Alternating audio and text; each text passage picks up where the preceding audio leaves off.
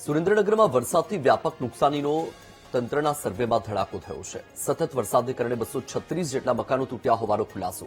વરસાદના વિરામ પછી તંત્રએ કરેલા સર્વેનો રિપોર્ટ રજૂ કરાયો છે।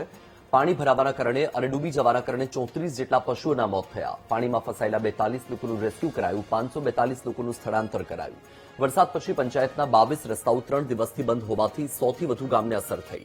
વરસાદથી લખતર, દસાડા અને લીંબડી તાલુકો સૌથી વધુ પ્રભાવિત છે। વઢવાણમાં 4 જેટલા પાકા મકાનોને પણ નુકસાન થયું હોવાનું સામે આવ્યું।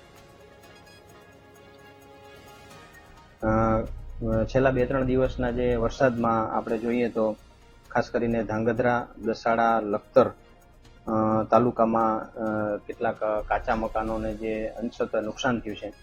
એમાં ધાંગધ્રા તાલુકામાં 15 મકાનો છે, દસાડામાં 48 છે, લખતર તાલુકામાં 162 એવા કાચા મકાનો છે કે જેને અંશતઃ નુકસાન થયું છે।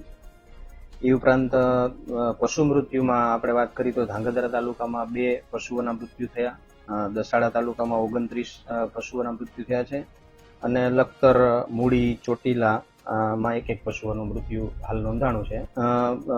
મકાન નુકસાનીમાં કોઈ સંપૂર્ણ પાકા મકાનને નુકસાન થયું નથી। લીંબડીમાં 2 મકાનોને સંપૂર્ણ નુકસાન થયાના અહેવાલ છે અને આ ઉપરાંત અંશતઃ નુકસાન થયું હોય પાકા મકાનોમાં એવા વઢવાણમાં 1 છે અને એક ચુડા તાલુકામાં છે।